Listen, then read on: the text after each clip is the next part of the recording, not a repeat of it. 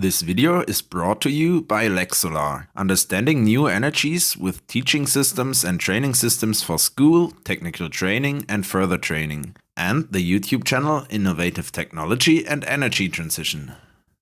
Photovoltaic systems, PV systems for short, are the most important renewable energy source in Germany alongside wind power. 2020, 45.1 terawatt-hours of PV electricity was generated in Germany, which is around 9% of the total electricity generation. The biggest criticism of PV energy is its heavy dependence on weather, which is not always sunny in Germany, and the resulting strain on the electricity grid. By the end of this video, you will have understood to what extent this criticism is justified and what can be done about it. You will learn how a PV system is constructed and how it works. In addition, we will clarify the question for whom it is worthwhile to have your own PV system. First, let's take a look at the structure of a PV system using the example of a typical system on a single-family house. The most important part of the PV system is the PV module itself, which is mounted on the roof.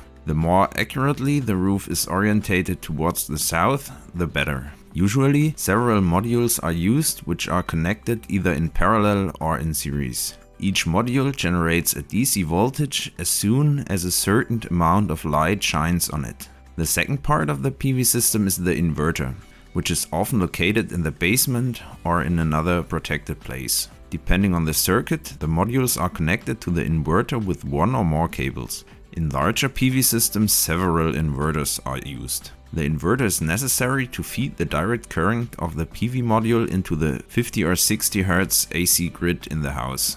Let us now turn to the function of the system. The PV module is usually made of silicon, which is a semiconductor. The so-called photoelectric effect is used to generate energy. Simply explained, this photoelectric effect means that in certain semiconductor materials, the impact of photons causes a voltage to be applied to the material, which in turn leads to a current flow via a connected consumer. This energy is harnessed by the PV system. Here is something from the category of useless knowledge on the side.